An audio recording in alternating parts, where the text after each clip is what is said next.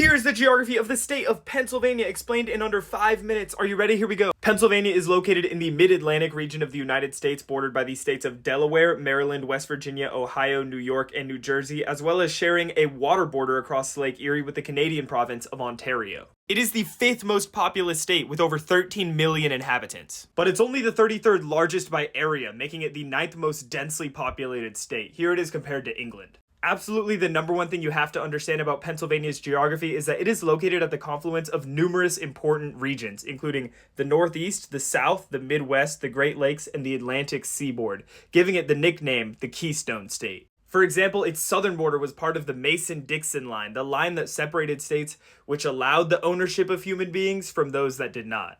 Additionally, the Appalachian Mountains, which bisect the state, separate the East Coast, where rivers flow right into the Atlantic, from the Midwest, where rivers flow mostly into the Great Lakes and Mississippi River. Pennsylvania was one of the original 13 colonies, and it was the only colony that did not have a coast on the Atlantic, making it technically landlocked. Despite this, though, the state actually has numerous connections to the ocean. Let me explain. You see, the state's eastern border is demarcated by the Delaware River, the longest undammed river on the East Coast, and one of the most important rivers in American history. As it flows down from the mountains of New York, though, the river opens up into a tidal inlet of the sea, giving easy access to ocean-going vessels. Most notably at the port of Philadelphia. Philly is the largest city in Pennsylvania and the 6th largest in the United States as a whole. Located right between the Delaware and Schuylkill rivers that provided energy, transportation, and drinking water to the metropolitan area that would one day become the nation's 8th largest and once served as the nation's capital.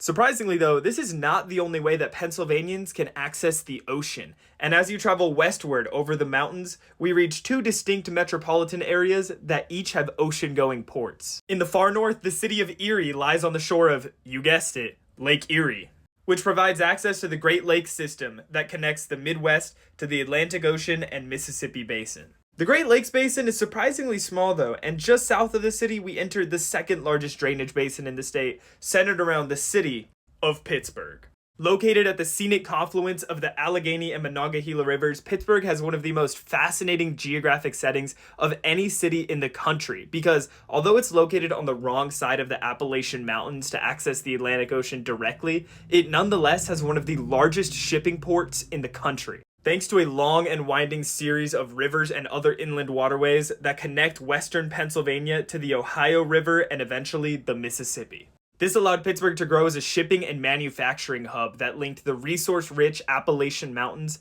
to global market. Pittsburgh has long been a hub of coal, timber, and, most notably, steel. Located between the Delaware and the Ohio, in the winding central mountains of Pennsylvania, we have the bulk of the longest river on the East Coast, the Susquehanna. Draining nearly half of the state's area into the northern tip of Chesapeake Bay, the Susquehanna has played an extremely important role in the development of central Pennsylvania, including the state capital, Harrisburg. These 3 river basins all provided easy transport that allowed for industrial growth throughout the 1800s. However, they were not connected to one another, and they were reliant on other states to eventually reach the ocean. Which is why, beginning in 1826, the state constructed what's known as the Pennsylvania Canal System, a series of artificial canals and railroad portages that connected the 3 river basins into a single unified economy, spurring economic growth that made Pennsylvania one of the most important players in the Industrial Revolution. Pennsylvania has been one of the most powerful states in the country since its inception, and still today it is an economic powerhouse. With a GDP of over $1 trillion, it would be the 20th largest economy if it were independent, about on par with Saudi Arabia. The state has one of the largest highway systems in the country, but some major routes include I-79 and I-95 traveling north to south, and I-80 traveling east to west. Also located in the state is the most expensive toll road in the country, the Pennsylvania Turnpike, that connects Philly to Pittsburgh for the low price of almost $100. Pennsylvania also has one of the better passenger rail systems in the United States, but that's not really saying much. It is a firm swing state that leans left but is generally pretty split. And some notable sites to visit include Hershey, where the candy gets made, the famous Gettysburg Battlefield, the aforementioned Delaware Water Gap and the Pocono Mountains, and Independence Hall. Just whatever you do, don't do what I did and wait for an hour in 100-degree heat to see the Liberty Bell. Spoiler alert, it is way smaller than you think.